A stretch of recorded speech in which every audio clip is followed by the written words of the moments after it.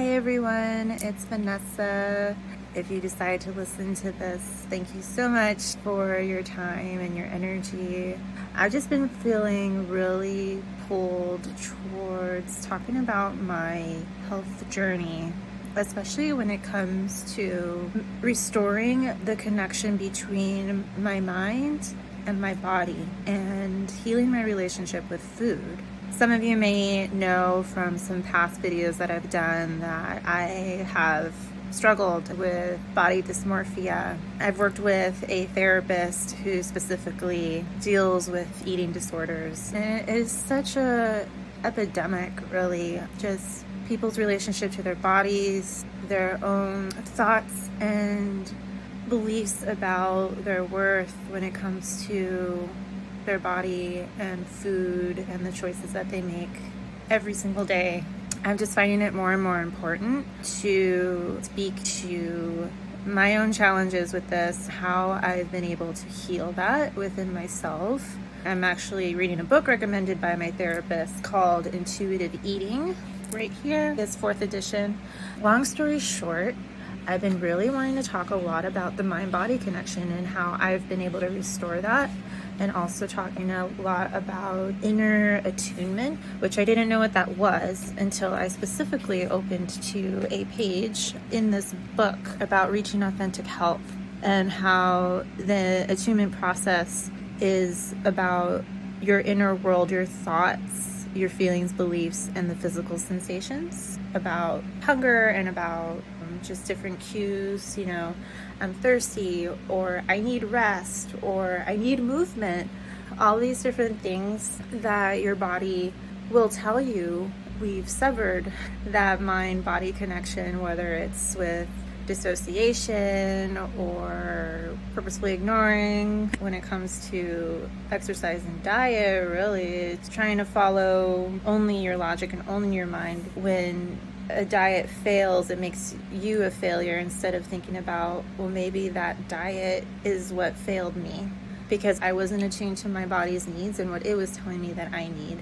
And also when you use exercise as a form of punishing your body rather than a way of healing your body. There's a lot of healing that does come with movement, but I also think that a lot of times people use exercise as a way to punish themselves for the way that they've been eating. Between that and just a lot of things having to do with trauma. Everybody experiences trauma in some way or another.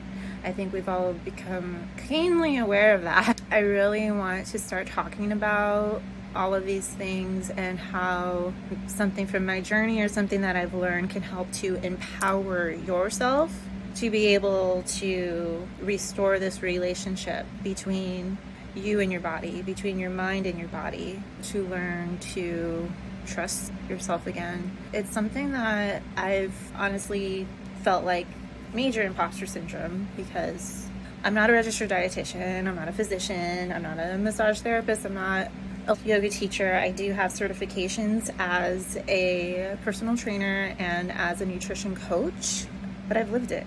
I've been over 200 pounds. I'm 5'6", a little over 5'6", and I lost all that weight with help from a doctor, but losing the weight didn't fix how I saw myself, not just in the mirror, but my own self-worth as an individual, as a beautiful soul, as someone who is divinely loved by source, and really understanding that my value doesn't come from what I look like, what I do, it doesn't come from any of that. It's intrinsic, it just is.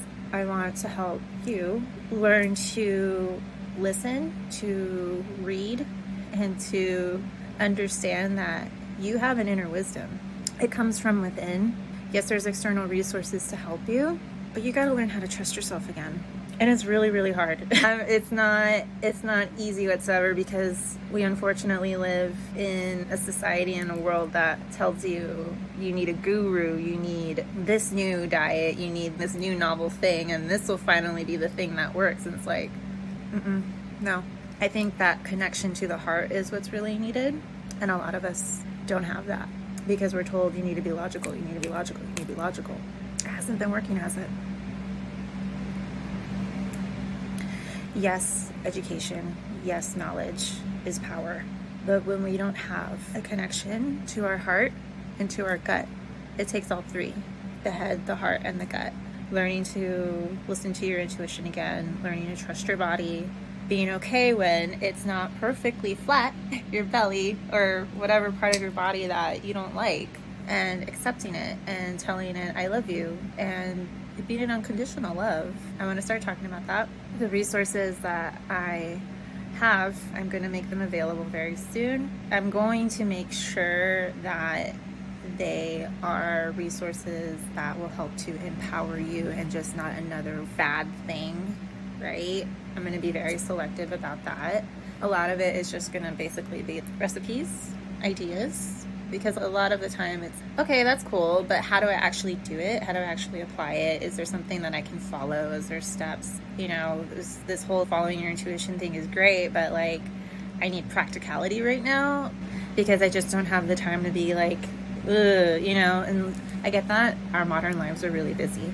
I'm going to get those resources up and available as soon as possible. I just felt the need to address all of this. Some of the talks that I've had about my own journey through body dysmorphia and things like that, you can look for those on my page. Hold on.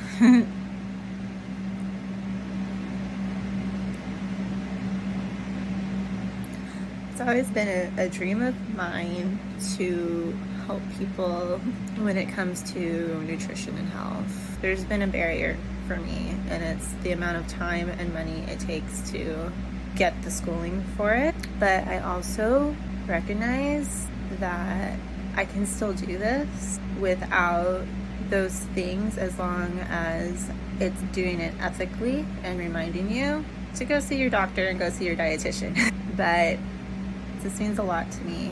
It's something I've been interested in ever since the 5th grade. I still remember the very first health book that I picked up. I really wanted to help others empower themselves the way that I've empowered myself, giving more information, resources, what I've done, and things as I learn. This means a lot to me, and I hope that you feel that and know that I'm genuine in my desire to help others. Really trying not to get emotional. This journey has been really long. I would say it started probably sometime in 2010, 2011. It got me through a divorce. It got me through so much emotional turmoil and all kinds of really crazy, fucked up relationships. It's gotten me through a lot of dark night of the soul, ego deaths, but I think this is healing for me because I'm finally allowing myself to find joy in this. It wasn't all in vain, all of the pain. Didn't mean that to rhyme. And so just know this is like a big heart project for me. I hope this helps. Even if it's just one person, it'll be worth it. Thank you for listening.